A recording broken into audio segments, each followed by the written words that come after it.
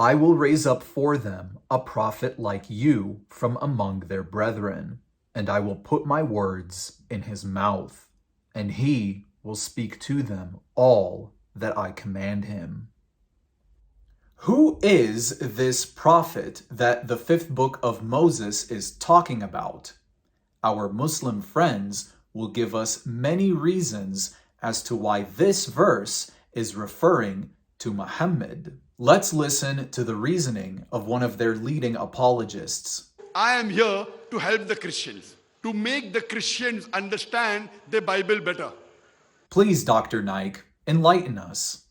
The first point of the prophecy is that the prophet to come will be amongst the brethren of Moses, peace be upon him. What is the meaning of the word brethren? Brethren means the children of the brothers. What Dr. Naik is going to say here is that the word brethren is referring to the sons of Ishmael, the Arabs, who are the brethren of the sons of Isaac, the Jews. So this prophet is going to come from the brethren of the Jews, the Arabs. Therefore, the prophet has to be Muhammad. Jesus Christ, peace be upon him, wasn't a brethren of Moses, peace be upon him. He was a Jew. He was a descendant. He was not a brethren. According to Dr. Naik, Jesus can't possibly be this prophet that God was going to send because Jesus is a descendant of the Jews, not a brother. He also argues that Jesus is not like Moses, whereas Muhammad is just like Moses. Take a look. Moses and Muhammad, peace be upon them, both had a mother and a father. Jesus Christ, peace be upon him, had a mother but no father. So Moses and Muhammad, peace be upon them, they are alike. Muhammad, peace be upon him, is like Moses, peace be upon him, and Jesus, peace be upon him, is unlike Moses, peace be upon him. I know, my friend, I'm just as confused as you are. Moses and Muhammad, peace be upon them, both were born naturally. Jesus Christ, peace be upon him, was born miraculously. Moses and Muhammad, peace be upon them, both of them, they were married and they had children. But according to the Bible, Jesus Christ, peace be upon him, he was not married, he had no children. Dr. Naik is right. Deuteronomy 18:18 does say that the prophet will be just like Moses. But he then gives three very poor reasons as to why Muhammad is just like Moses. His first reason is that both Moses and Muhammad had fathers, and Jesus did not. Right, okay. His second reason is that both Moses and Muhammad were born naturally, and Jesus was not. And his third reason is that Moses and Muhammad both were married and had children, and Jesus did not. So, Dr. Naik, could you please explain to us as to why Christians believe that Jesus is the prophet from Deuteronomy 18? They give us two reasons. Number one, Moses, peace be upon him, was a Jew. Jesus Christ, peace be upon him, was a Jew. Moses, peace be upon him, was a prophet of God, was a spiritual leader. Jesus Christ, peace be upon him, was a prophet of God, was a spiritual leader. These two similarities are sufficient to prove that Jesus, peace be upon him, has been prophesied in Deuteronomy chapter number 18, verse number 18. Well, doctor, I've got bad news for you. No Christian would use that reasoning to explain why Jesus is in fact the prophet that Deuteronomy 18 is referring to. You gave three reasons for your argument. Now I'll give three reasons for mine. Reason number one. In Deuteronomy 34, we are told that Moses died in the land of Moab. Listen carefully to what the scriptures have to say about Moses here. But since then there has not arisen in Israel a prophet like Moses, whom the Lord knew face to face, and by all that the mighty power and all the great terror which Moses performed in the sight of Israel. Since the time of Moses, not a single prophet was able to speak with God face to face and perform miracles like he did. Did Muhammad speak with God face to face? Maybe his wife can answer that question for us. Sahih 48:55. Narrated Masruq, I said to Aisha, "O mother, did Prophet Muhammad see his Lord?" Aisha said, "What you have said makes my hair stand on end. Whoever tells you that Muhammad saw his Lord is a liar." Okay, but what about performing miracles? Ar-Ra'd verse 7. The disbelievers say, "If only a sign could be sent down to him from his Lord.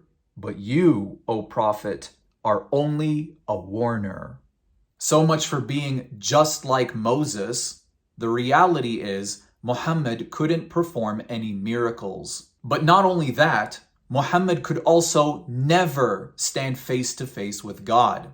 Not back then, and especially not now. Reason number 2. The passage in Deuteronomy 18 actually teaches us that Muhammad would have died for being a false prophet. Take a look. "I will raise up for them a prophet like you from among their brethren, and I will put my words in his mouth, and he will speak to them all that I command him. And it will be that whoever will not hear my words, which he speaks in my name, I will require it of him. But the prophet who presumes to speak a word in my name, which I have not commanded him to speak, or who speaks in the name of other gods, that prophet shall die." If there was any prophet that spoke in the name of other gods, that prophet would have been killed. Here's a fun little fact about Muhammad. According to Ibn Ishaq, who is a famous Muslim historian from the 8th century, Muhammad spoke in the name of pagan gods. When Muhammad first began preaching in Mecca, his desire was for the locals to accept his message and become Muslims. However, his message was met with a lot of resistance, and as a result, many of his own followers began to abandon him. In his desperation, Muhammad uttered these words. Have you thought of Al-Lat, Al-Uzza, and Manat the third? These are the exalted Gharaniq, a high-flying bird whose intercession is approved. Al-Lat, Al-Uzza, and Manat were some of the idols worshipped in Mecca. Originally, Muhammad spoke against these false gods, but when things weren't going his way, he suddenly changed his mind and approved praying to these idols. In fact, he went as far as describing them as Gharaniq, or birds that could carry one's prayers up to Allah. Do you hear that? That's the sound of Moses picking up stones. The reality is that Moses would have had Muhammad killed for speaking the things he did in the name of other gods. Reason number 3. In the Gospel of John, Jesus had just finished feeding 5,000 men, not counting women and children. This was a miracle because he accomplished it with just 5 barley loaves and 2 small fish, and his disciples were still able to gather 12 basketfuls of leftovers. Listen to how the people reacted afterwards. Then those men, when they had seen the sign that Jesus did, said, "This is truly the prophet who is to come into the world." Now, many prophets before Christ performed miracles. In fact, the prophet Elisha performed practically the same miracle as Jesus did. He fed 100 men with just 20 barley loaves and still had some left over.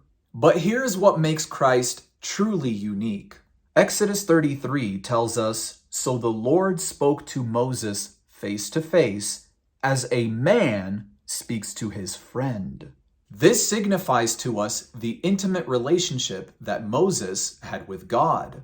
However, Christ's relationship with God exceeds just a friendship, in that Christ is one with God. There is only one prophet who knew God face to face just as Moses did. This prophet performed various miracles. just as Moses did. And he spoke exclusively in the name of the Father in heaven, just as Moses did. This prophet is Jesus, the Son of the Blessed, the Eulogitos. And if you don't know what that means, then you need to watch this video. Until next time, salam.